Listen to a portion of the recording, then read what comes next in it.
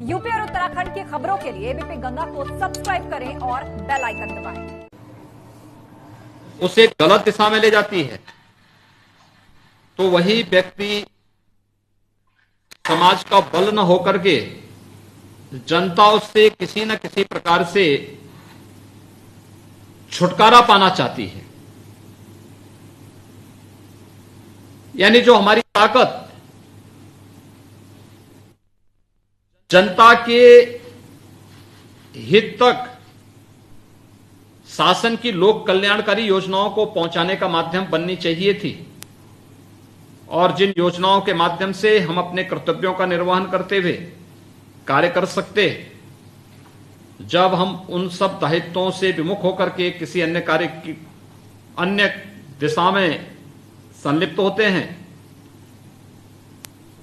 तो आम जनमानस भी इसके बारे में सोचता है कि यह व्यक्ति जितनी जल्दी इस व्यवस्था से हटे, वह फिर जनता का शासन का बल न होकर के उसके लिए एक बला बन जाता है। लोग उसको हर हाल में उस व्यवस्था से मुक्त करना चाहते हैं, और वहीं से उस प्रशासनिक व्यवस्था से जुड़े हुए व्यक्ति के पतन की शुरुआत होती है। और वह शुरुआत सकारात्मक दिशा में भी कर सकता है और नकारात्मक दिशा में भी कर सकता है। जीवन में ये दोनों पक्ष है। अगर हमारा पक्ष रचनात्मक है तो वह हमें एक सकारात्मक ऊर्जा के साथ जीवन भर सम विषम परिस्थितियों में आगे बढ़ने की प्रेरणा प्रदान करेगा। हमारा पक्ष नकारात्मक है तो नकारात्मक पक्ष हमें गलत दिशा की तरफ लेके जाएगा, असंवेदनहीन बना करके लोगों को के प्रति गैर जिम्मेदाराना रवैया अपनाने के लिए हमें पक पक पर हम उस दिशा में बढ़ते हुए दिखाई देंगे।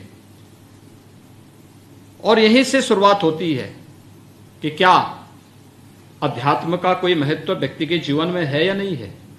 और मैं तो इस बात को मानता हूं कि मनुष्य और पशु में अंतर इसी बात को लेकर के है। मनुष्य अगर संवेदनशील है, उसके अंदर संवेदना है, अच्छे बुरे को जानने की सामर्थ्य एक विराट क्षेत्र में है, चेतना के विस्तृत आयाम को बढ़ाने की एक क्षमता अगर एक मनुष्य के अंदर है, ये है क्योंकि मनुष्य एक इस सृष्टि का सर्वश्रेष्ठ आध्यात्मिक जीव है। अगर अध्यात्म न हो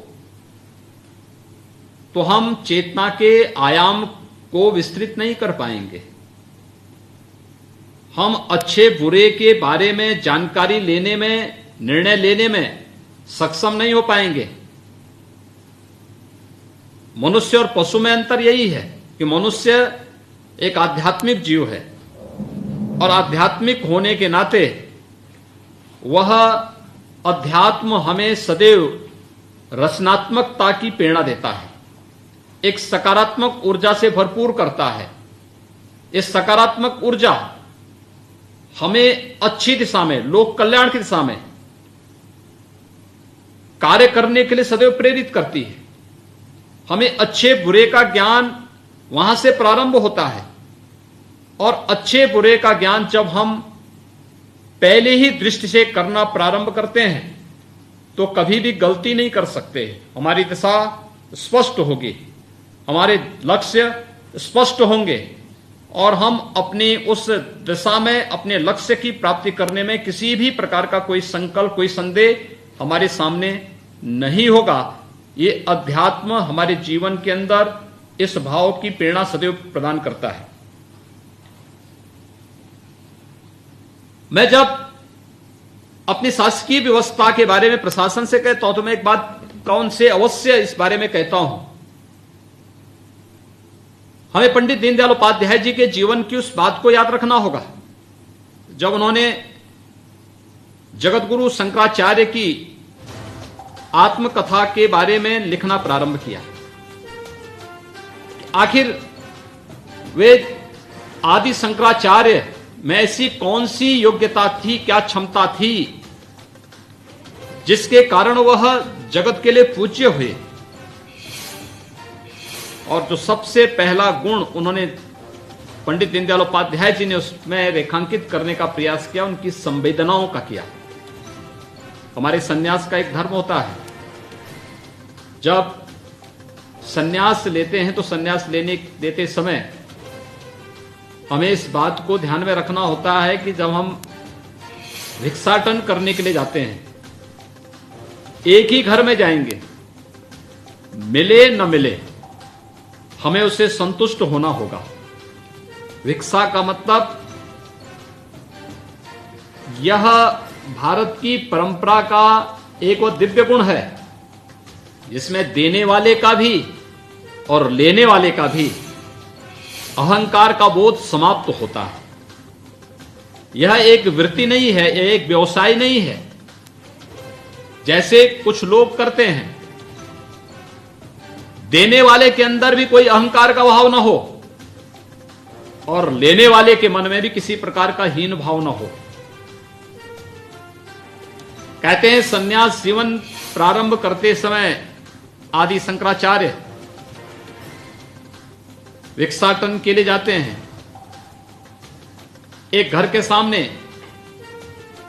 अच्छा खासा घर है, उसके सामने जाकर के खड़े होकर के भिक्षाम देही की आवाज लगाते हैं। अंदर से जब तक घर की मालकिन भिक्षा का लेकर के एक पात्र में लेकर के जब तक भिक्षा देने के लिए आती है, तब तक आदि शंकराचार्य की आवाज सामने पड़ी हुई झोपड़ी में करा रहे एक व्यक्ति की ओर जाती है और उनके मन में बात कौनती है कि सामने इतना भारी भरकम महल है और ये सामने एक झोपड़ी में करा रहा व्यक्ति भूखों करा रहा है। अंतःकरण से वे हिल गए। उन्होंने कहा दृश्य कैसा? उन्होंने जब घर की मालकिन भिक्षा लेकर के आती है, भिक्षा लेने के लिए जैसे ही आदि शंकराचार्य ने अपना पात्र आगे किया, भिक्षा जैसे ही पात्र में पड़ता उन्होंने पात्र पीछे खींच दिया।